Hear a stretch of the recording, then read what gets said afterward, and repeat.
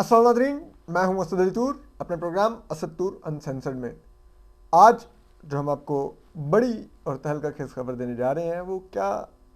معزز جسٹس مظاہر اکبر نقوی صاحب نے استعفیٰ دینے کا فیصلہ کر لیا ہے سپریم کورٹ سے، یہ ہم آپ کو اندر کی بڑی خبر دیں گے۔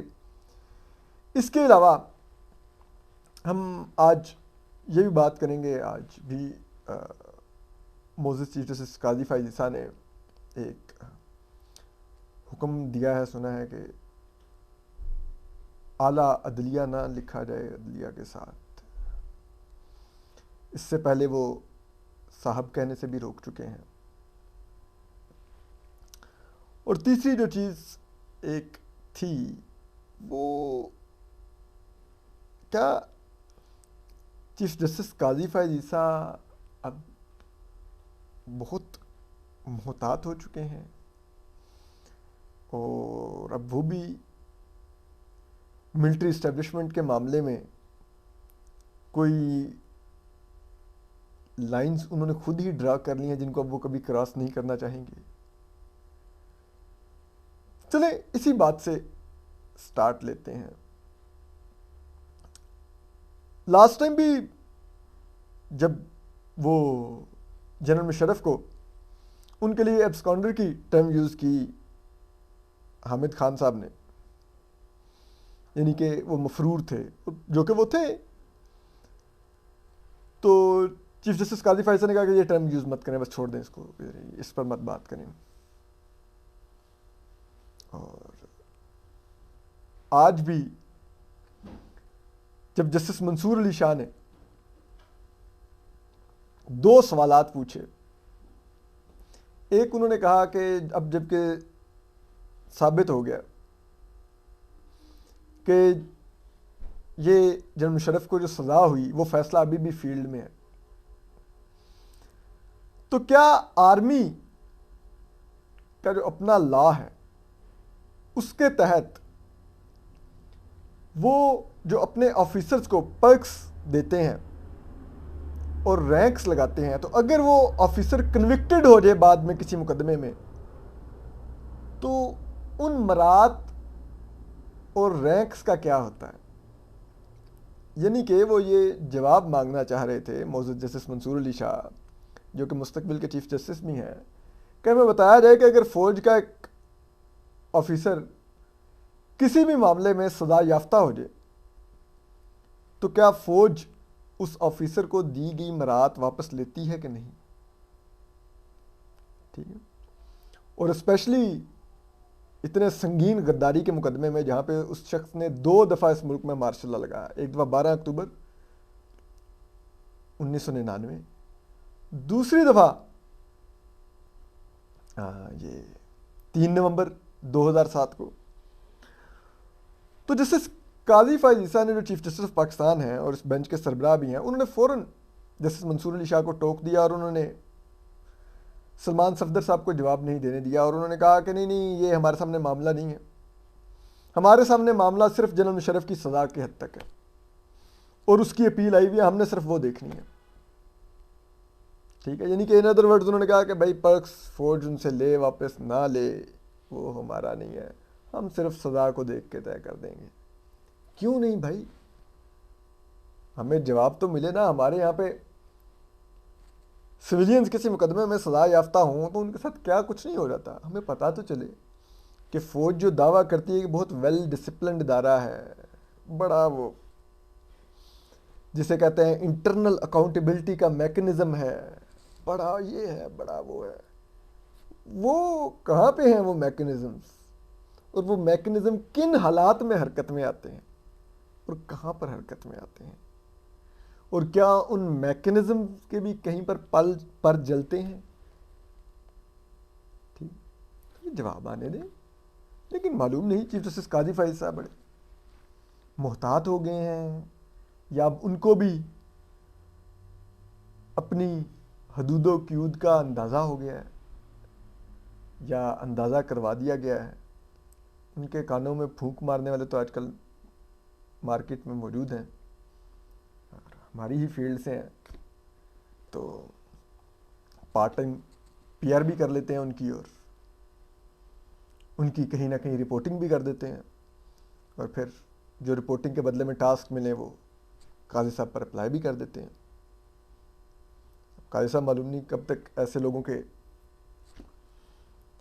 جانتے بوجھتے نہ جانتے بوجھتے، پتہ نہیں کیا معاملہ ہے بات۔ تو اینی وے، تو دوسری چیز یہ تھی کہ آج جیسے قاضی فائز صاحب نے کہا کہ جی، میں تو اس ٹائم کورٹ روم میں موجود نہیں تھا، لیکن دیگر صحافیوں نے رپورٹ کیا ہوا ہے سب نے کہ جیسے قاضی فائز صاحب نے کہا کہ آپ اعلیٰ عدلیہ کے لیے اعلیٰ کا ورڈ مت لکھا کریں۔ اس سے پہلے وہ حکم دے چکے ہیں کہ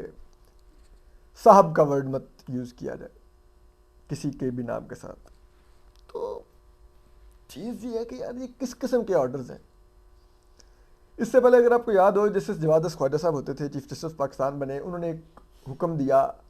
کہ آئندہ سے تمام سرکاری دفاتر میں سرکاری زبان اردو کو استعمال کیا جائے آفیشیل کمیونیکیشن کے لیے، اور سپریم کورٹ بھی اردو زبان میں فیصلے دیا کرے وغیرہ وغیرہ۔ اس فیصلے پر کوئی عمل درآمد ہوا سابق چیف جسٹس جواد خواجہ کے ریٹائر ہونے کے بعد؟ تو یہ سوری ٹو سے ایسے فیصلوں پر کوئی عمل درآمد نہیں ہوتا۔ یہ ایک اپنے دل کی تسکین ہو جاتی ہے کہ میں نے تو حکم دے دیا تھا۔ اب جو چیف جسٹس قاضی فائزہ کی خواہشات ہیں، یا جو ان کو لگتا ہے کہ یہ چیز ایسے نہیں ہونی چاہیے تھی، وہ اب ان کے احکامات دیے جا رہے ہیں، صاحب نہ لکھو نام کے ساتھ۔ یہ بھائی کرنے کے کام دوسرے ہیں۔ آج بھی اسلام آباد میں بلوچستان کی چیف جسٹس قاضی فائزہ صاحب جہاں پہ آپ کا تعلق ہے، وہ مائیں آ کے بیٹھی ہوئی اپنے بچے مانگ رہی ہیں ادھر پریس کلب کے باہر، اتنی سردی میں بیٹھی ہوئی بچیاں، وہ مہذیب بلوچ، وہ بچی، وہ راشد حسین کی والدہ، وہ ساری وہ ادھر بیٹھی ہوئی ہیں، بوڑھی بوڑھی غریب غریب گھرانوں کی، بچے مانگ رہی ہیں، اپنے بھائی مانگ رہی ہیں، اپنے بیٹے مانگ رہی ہیں، کوئی پتہ نہیں۔ ایک ملک میں عجیب و غریب انداز کا کریک ڈاؤن جاری ہے، ایک الیکشن کی پولیٹیکل انجینئرنگ پوری ہو رہی ہے، کوئی پرواہ ہی نہیں ہماری عدالت کو۔ آج بھی کہہ رہے تھے کہ جو پہلے مارشاء اللہ لگتے رہے اور جو ان کو لیجٹمائز کرتے رہے جو ججز، ان پر بات کریں، ان کی اکاؤنٹیبلٹی کی آج بھی بات ہو رہی تھی، لیکن جو آج ایک الیکشن 90 دن سے آگے لے جایا گیا اور اس کے اوپر سوائے جسٹس اطہر من اللہ صاحب نے جو ایک نوٹ لکھا، اس کے علاوہ کسی نے کوئی اس کے اوپر کنسرن کا اظہار ہی نہیں کیا۔ تو ان ججز کے بارے میں کل کیا لکھا جائے گا کہ انہوں نے ایک آئین ٹوٹا، الیکشن آگے لے جایا گیا آئین توڑ کے، تو ان ججز نے بھی کوئی اس کے اوپر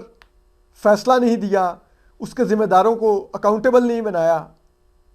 بلکہ چپ کر کے اگلی ڈیٹ مان لی۔ تو ان کے بارے میں کیا کہا جائے گا کہ کیا انہوں نے ایک عوام کا مینڈیٹ، عوام کا حق ووٹ کرنے کا جو ان کا بنیادی حق ہے، ان سے چھینا گیا، اور جو چھیننے کے ذمہ دار تھے ان کے خلاف کارروائی نہ کی، آنکھیں بند کر لی؟ تو ان ججز کے بارے میں کیا لکھا جائے گا؟ پھر اس سپریم کورٹ کے بارے میں کیا لکھا جائے گا؟ کیا یہ بھی ویلیڈیٹ نہیں کیا گیا ایک غیر آئینی اقدام کے الیکشن آگے کس طرح لے گئے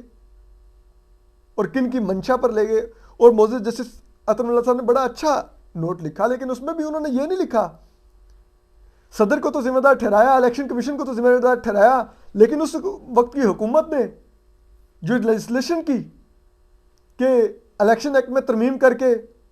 پاورز الیکشن کمیشن کو دینے کی کوشش کی جو صدر کی تھی، جس وجہ سے یہ ابہام جان بوجھ کر پیدا کیا گیا، اور اس ابہام پہ کھیلتے ہوئے اس الیکشن کو آگے لے جایا گیا کہ نہیں الیکشن کمیشن نے تاریخ دینی ہے، نہیں ادھر صدر نے دینی ہے۔ اس ابہام کے اندر ساری گیم چلی، اور پھر آخری دنوں میں وہ CCI میں اٹھا کے لے گئے مردم شماری کا معاملہ، اور اس ساری کی ساری گیم کھیلی گئی الیکشن ڈیلے کرنے کے لیے۔ تو اس کے اوپر بھی لکھا جانا چاہیے تھا نا کہ یہ کنہوں نے کیا، اور اس کے پچھلے یہ ہمارے پولیٹیشین کن کے ہاتھوں کٹ پتلیوں کے لیے اس طرح استعمال ہوئے۔ بہر حضور کا اقبال بلند ہو، لوگ لگے ہوئے ہیں کرتے رہیں۔ ہمارے ملک میں تو ہوتا ہی ہے، ہر آنے والے چیف کو لوگ درباری سلام کرتے ہیں، چاہے وہ آرمی چیف ہو یا چیف جسٹس ہو یا کسی اور جگہ پہ کوئی بادشاہ سلامت کی طرح آ جاتے ہیں اور پھر چلے جاتے ہیں، تو پیچھے سے سب گالیاں دے رہے ہوتے ہیں، تنقید کر رہے ہوتے ہیں، کہہ رہے ہوتے ہیں انہوں نے یہ نہیں کیا تھا، وہ نہیں کیا تھا۔ میں تو ان سروس بتا رہا ہوں کہ آپ کی لیگسی کا کیا حال ہونے جا رہا ہے، جو کچھ آپ جس خاموشی سے ہونے دے رہے ہیں، اور اس کے پیچھے مصلحت ہے، کوئی کمپرومائز ہے، وہ کیا ہے، کیا کہیں۔ اس کے بعد آ جاتے ہیں جناب جسٹس مظاہر اکبر نقوی صاحب پر۔ تو معزز جسٹس مظاہر اکبر نقوی صاحب، آپ کو معلوم ہے ان کے خلاف ایک ریفرنس موو ہوا ہوا ہے، کمپلینٹس موو ہوئی ہیں، جس پر جو اب ریفرنس کی شکل اختیار کرتی جا رہی ہیں، کیونکہ ان کو ایک شو کاز جاری ہو گیا ہے، اس میں ان کی جائیدادوں سے متعلق معاملات پر بھی ان سے جواب مانگا گیا ہے، اور دیگر بھی ان کے معاملات پر، اور بڑے سنگین الزامات ہیں کہ کس طرح سے انہوں نے کروڑ کا پلاٹ 10 لاکھ کا لیا، 1.5 کروڑ کا پلاٹ اپارٹمنٹ 15 لاکھ کا لیا، 65 کروڑ کا بنگلہ 8 10 کروڑ کا لیا، یہ ساری جائیدادوں کے بڑے سنگین الزامات ان کے اوپر لگائے گئے ہیں ان کے خلاف ریفرنس میں۔ تو انہوں نے پہلے تو اس سپریم جوڈیشل کونسل کے 3 ججز، معزز جسٹس چیف جسٹس قاضی فائز صاحب، معزز جسٹس سردار طارق مسعود اور معزز جسٹس نعیم اختر افغان صاحب پر اعتراض اٹھایا تھا، جو کہ بلوچستان ہائی کورٹ کے چیف جسٹس ہیں، لیکن پھر وہ سپریم جوڈیشل کونسل کے دوران جو گفتگو ہوئی اس کے بعد انہوں نے اپنے اعتراضات واپس لے لیے۔ تو ویسے تو انہوں نے آرٹیکل 184(3) کے تحت اپنے خلاف ریفرنس کو سپریم کورٹ میں چیلنج کر رکھا ہے، لیکن جن اعتراضات کی بنیاد پر انہوں نے سپریم کورٹ میں چیلنج کر رکھا ہے، وہی اعتراضات انہوں نے سپریم جوڈیشل کونسل کے سامنے واپس لے لی ہیں۔ تو سپریم جوڈیشل کونسل کے 3 ججز اس کمیٹی کا بھی حصہ ہیں جنہوں نے بینچز بنانے ہوتے ہیں۔ تو اب اگر ان ججز کو پتہ ہے کہ اعتراضات تو واپس لے گئے ہیں، تو اس کیس کو فکس کر کے کیا ضرورت ہے؟ تو اب جو بھی ہونا ہے سپریم جوڈیشل کونسل میں ہونا ہے۔ تو اس کے لیے ذرائع یہ بتاتے ہیں کہ جو معزز جسٹس مظاہر اکبر نقوی ہیں، انہوں نے 3 شخصیات پر اپنے خلاف موجود شکایات، موجودہ حالات و واقعات، اپنے معاملات اور اس ریفرنس کی کارروائی، اور جو انہوں نے سنا جب ان کے خلاف جو کمپلیننٹس تھے ان کے سامنے جو جس طرح انہوں نے کیس پلیڈ کیا اور جو ڈاکومنٹری ایویڈنس دی، تو اس بنیاد پر انہوں نے 3 شخصیات سے مشاورت کی ہے۔ اور ذرائع یہ بتاتے ہیں کہ ان 3 شخصیات میں ایک ریٹائرڈ جج ہیں اور 2 قانونی دماغ ہیں۔ ویسے تو انہوں نے ایک بڑی ہیوی ٹیم کھڑی کی سپریم کورٹ میں، اپنا جب انہوں نے آرٹیکل 184(3) کے تحت پٹیشن موو کی، اس میں انہوں نے مخدوم علی خان صاحب، علی ظفر صاحب اور خواجہ حارث صاحب کو کھڑا کیا۔ تینوں بہت ہی جانے مانے لائرز ہیں، اور تینوں کی بہت ہی بھاری فیس ہے۔ وہ میرے اس طرح کے معمولی انسان نہیں ہے، اسد علی تو جیسے کوئی معمولی صحافی نہیں ہے، وہ بڑے مہنگے لائرز ہیں، لائک ان کی فیس کروڑوں میں ہوتی ہے، لاکھوں والا ادھر حساب نہیں ہے۔ تو اتنے مہنگے انہوں نے وکیل کھڑے کیے، سب کچھ کیے، لیکن اب جب کہ معاملہ سپریم جوڈیشل کونسل میں ہی آگے بڑھ رہا ہے، تو پھر انہوں نے اب 2 قانونی دماغوں اور 1 سابق جج سے اس معاملے پر طویل مشاورت کی ہے، اور اس مشاورت میں اب ذرائع یہ بتا رہے ہیں کہ معزز جسٹس مظاہر اکبر نقوی صاحب کو جو آپشن دیے گئے ہیں، اب 2 آپشن ہیں۔ ایک تو یہ ہے کہ وہ اپنے خلاف اس ریفرنس کو کنٹیسٹ کر لیں۔ کنٹیسٹ کرنے کی صورت میں اگر وہ سروائیو نہیں کر پاتے اور سپریم جوڈیشل کونسل ان کو ہٹانے کی رائے دے دیتی ہے اور ان کو ہٹا دیا جاتا ہے، تو اس صورت میں ان کو کوئی بھی پرکس نہیں ملیں گے، جو کہ ایک ریٹائرمنٹ پیکج ہوتا ہے کسی بھی سپریم کورٹ کے جج کا، جس میں 10 لاکھ روپے سے زیادہ تو صرف اس کی پینشن ہے ماہانہ۔ اور اگر وہ استعفیٰ دے کے گھر جاتے ہیں تو اس صورت میں ان کو ریٹائر تصور کیا جائے گا، اور ان کو ان کی پینشن بھی ملے گی، اور دیگر جو ایک ریٹائرڈ سپریم کورٹ کے جج کے طور پہ آپ کو مراعات ملنی ہوتی ہیں وہ بھی ملیں گی، تو وہ آپ کی سیکیور ہو جاتی ہیں۔ تو جو مشورہ دینے والے دماغ تھے انہوں نے ذرا یہ کہتے ہیں کہ معزز جسٹس مظاہر اکبر نقوی صاحب کو یہ مشورہ دیا ہے کہ آپ استعفیٰ دے دیں اور آ جائیں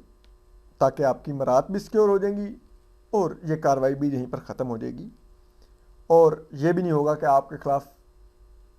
یہ پھر بعد میں بیانیہ بنے گا کہ آپ ہٹائے گئے، مراد سے بھی گئے اور یہ الزامات بھی اس کا مطلب ہے آپ پر ثابت ہوئے کہ آپ نے وغیرہ وغیرہ طریقوں سے